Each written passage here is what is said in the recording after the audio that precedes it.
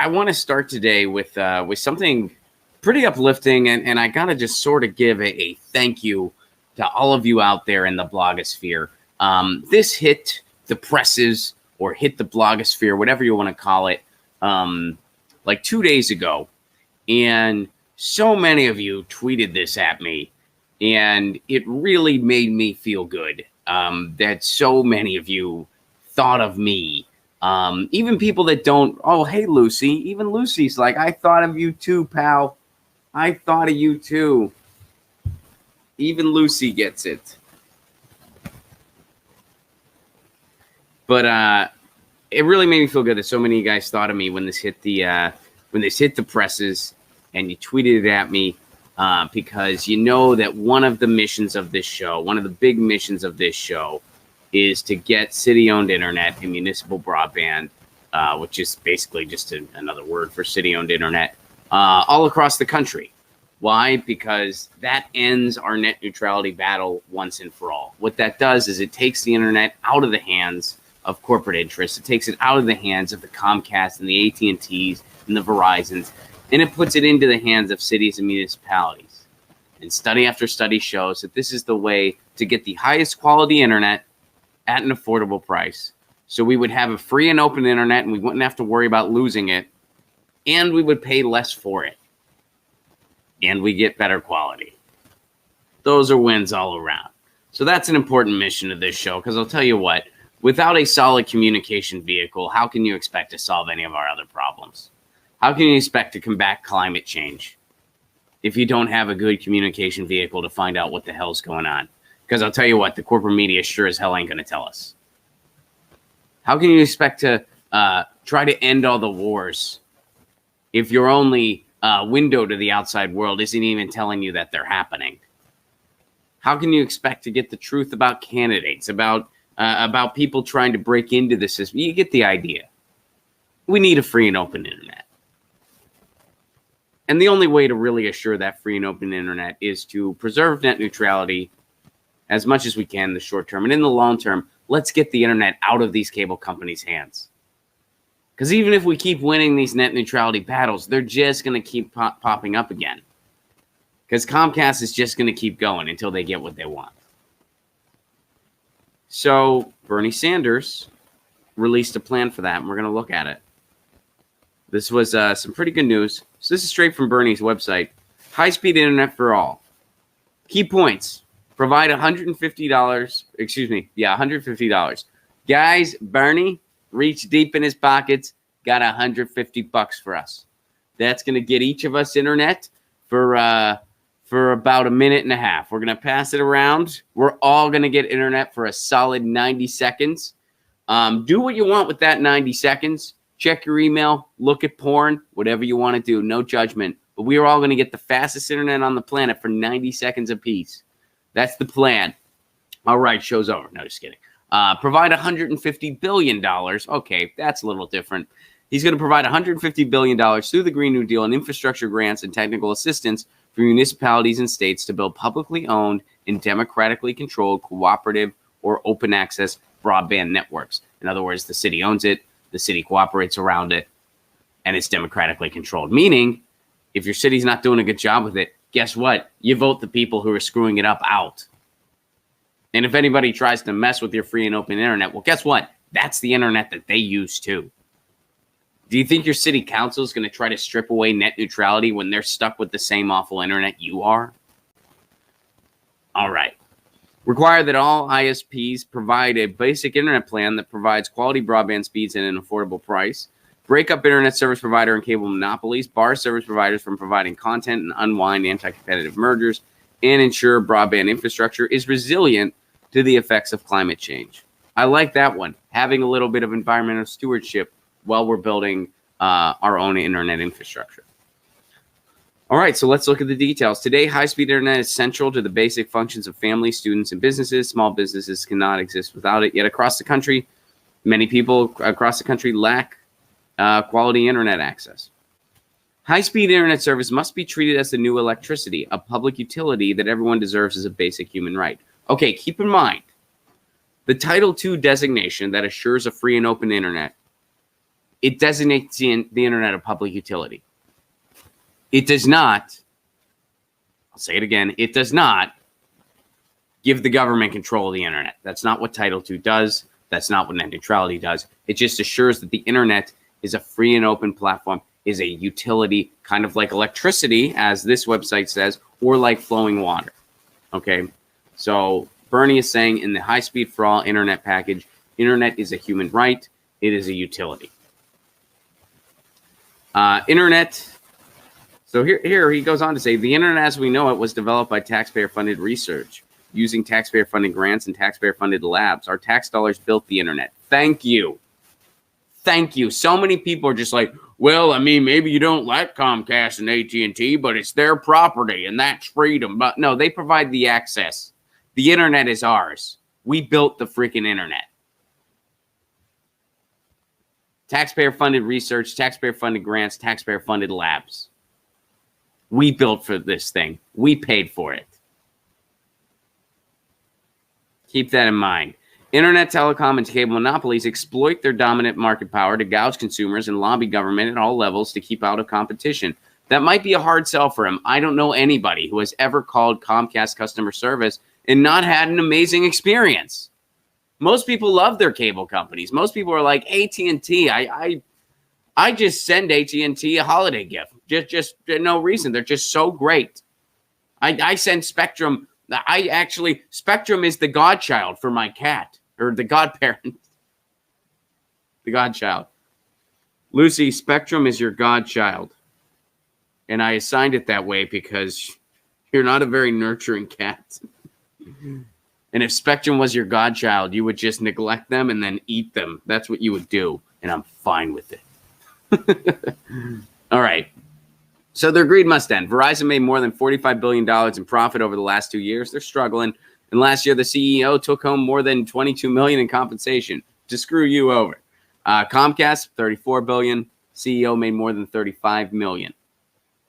So Comcast CEO, not as greedier, than the Verizon, right? Okay. AT&T took $3 billion from Trump's tax cut and cut 23,000 jobs. We covered that on this show. Guys, remember that? We covered that on this show. AT&T took this big tax cut. One of the things was they were supposed to invest it in jobs. They didn't. They cut jobs instead. They were given a handout, and they broke their promise. Imagine if regular people did that. Imagine if regular people did that. How the government would be screaming about that. How Republicans and Democrats alike would be screaming about that. But if a corporation does it, whatever. It's socialism for the corporations in the United States, just not for the people. They get welfare. There's corporate welfare all over this country. They get bailed out whenever they need it.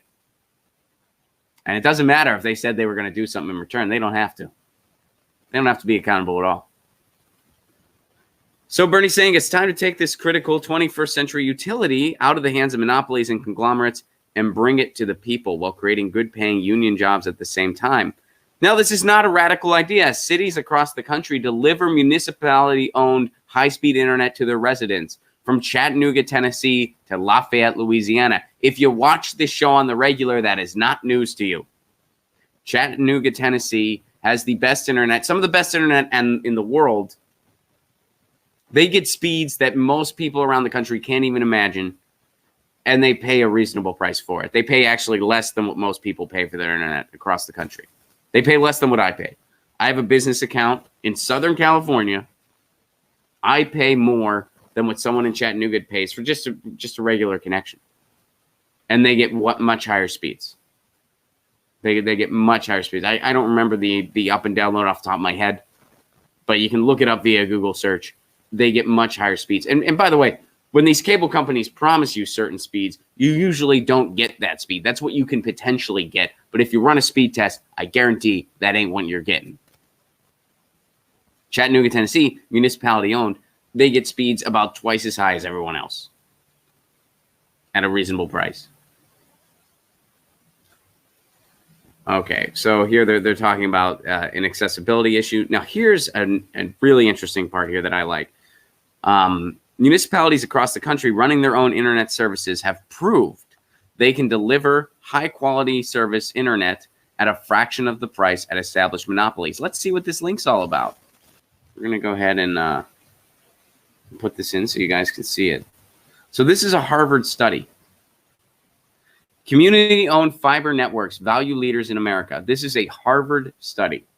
The Harvard community has made this article openly available. Okay, so our examination of advertisers' prices showed that community-owned fiber-to-the-home networks in the United States generally charge less for entry-level broadband service than do competing private providers, and do not use initial low teaser rates that rise months later. In other words, they're not here to overmarket you like Comcast and AT&T and these for-profit cable companies do. What the cable company does, they offer you this low entry rate, and then they double it the following year. You know, if you buy our internet this year, you're going to get a free steak and cable TV and a gun delivered to your house. And everyone's like, oh, boy. And then the next year, it rises by like tenfold. City-owned internet doesn't do that. Why? Because their main objective is to provide internet for you. They're just trying to have sustainable internet for themselves and for you. That's in city-owned municipal broadband internet, the internet is going to be owned and operated by the people who live in your community.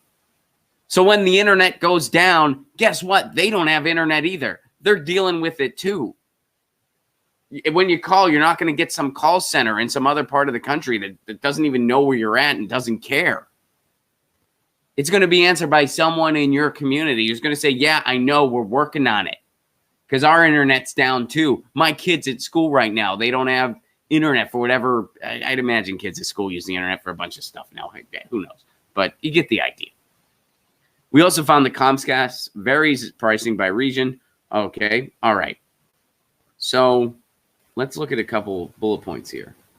When considering entry-level broadband service, the least expensive plan that provides 25 up, 3 downloads, MPBS service, 23 out of 27 community-owned fiber-to-the-home providers we studied charges the lowest prices in their community when considering the annual average cost of service over a 4-year period. So in other words, to get that speed, you're going to get the best price with the municipal broadband. So let's look at some of the numbers here. So here's a map of where they surveyed a lot of this community broadband. Here's something to highlight. Look at this map of the United States. And these red points are where there's a lot of community broadband going on. Look at all this around Tennessee. Look at how much is going on in Tennessee. Now, we know why that is. People that watch this show regularly, we know why that is.